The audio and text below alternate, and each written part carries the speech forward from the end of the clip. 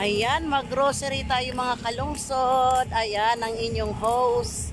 Ayan, naglakad ako papuntang palengke dahil malapit lang naman dito sa amin. At dito ako dumaan sa skating ring. Ayan.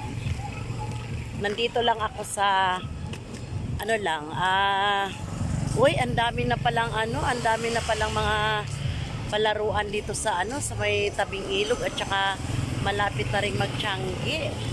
Ayan ang inyong host. Tika lang ha. Ayan yung listahan. Ayan. Ayan yung pamalingkihan. Naglalakad tayo dito sa tabing ilog. Pakita ko sa inyo mga kalungsod yung yung tabing ilog.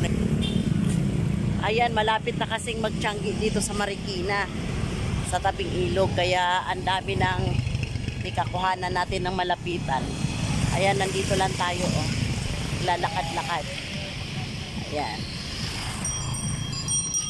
Ito ang jogging lane ng Marikina kasi. Ayan. Ang daming puno, as in. Ayan, meron ng nakaabang na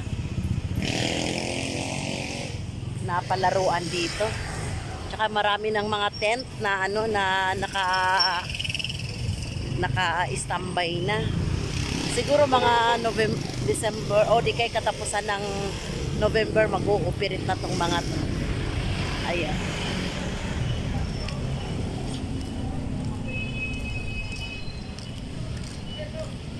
Ayan, dito tayo sa tabing ilog maglalakbay mga kalungsod. Dito pala ang main ng Changi kasi ito jogging lane to eh. Nandito sa loob yung hanggang doon yan paikot mga kalungsod, paikot yan, magkaroon ng mga tent yan dito. Ayan.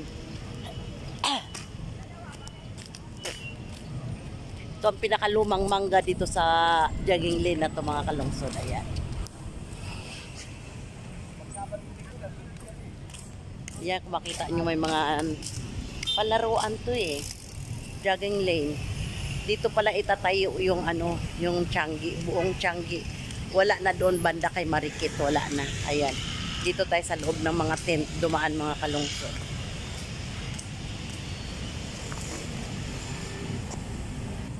Ayan, kung makikita nyo mga kalungsod, may naka-standby na dyan, mga tarpaulin. Ayan, dito yung magiging Changi ng Marikina, dito sa loob ng jogging lane ng Marikina. Ayan, lahat to magiging stall to. Ayan. Paikot yan mga kalungsod, hindi pa to tapos na pero paikot yan. At dito naman sa labas mga kalungsod, mula dyan hanggang dyan. Papunta na doon sa, hindi na sila aabot doon sa Marikit, hindi na sila tatawid doon.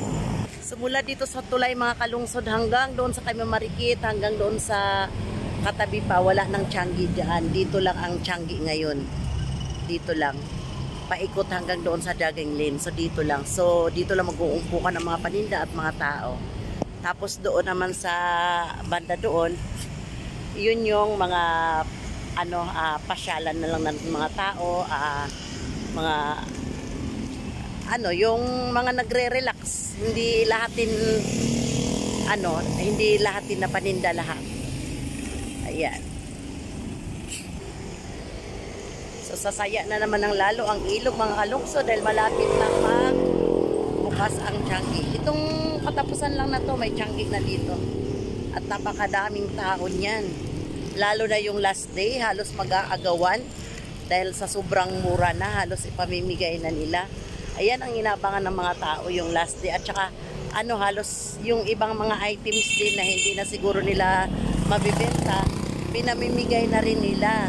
Yung mga sapatos niya, nako, buy one take 3 na. Tsaka mababa na ang presyo. Ganon ang kalakaran dito sa Marikina na Ako nga noon, mga short, ang dami kong siguro, hindi lang siguro 30 pirasong short yung binigay sa akin nung nagtitinda. Pero okay naman siya. Bumili lang ako ng 3 piraso, ang dami nang binigay niya sa akin. Yung iba hindi magkasya, hanggang ngayon nakatago. Hindi ko pinamigay kasi siyempre parang alaala ba. Ayan. Tsaka marami na rin parol dito mga kalungsod na hindi pa gumagana, oh.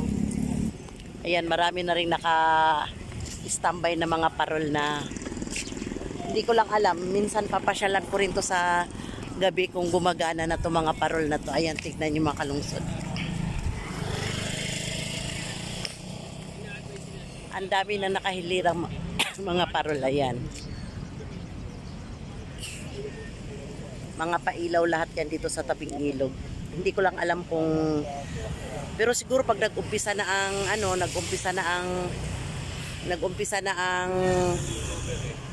ang bazaar dito, ang ano ba tawag niyan? Umpisa na ang Tiangge, tsaka siguro ito papailawin. Kasi syempre dito yung pasyalan ng mga tao, yung dito sila. Kaya dito mga kalungsod wala na ditong ano. Dati puno yan hanggang doon sa ng Marikit, Tiangge, lahat yan. Ngayon hanggang doon na lang sa may yun doon sa may ng tulay. Dito magiging pasyalan to lang sa gabi, kaya so sa gabi ang dami pa rin mga nakaupo dito banda. Kasi lalo na't pupunuin ng pailaw yan. Ayan, ganyan lalaki. Pati yung mga nakatambay na mga tulay na yan, puro pailaw yan lahat. Dito wala pa. Nilalagyan pa lang yan.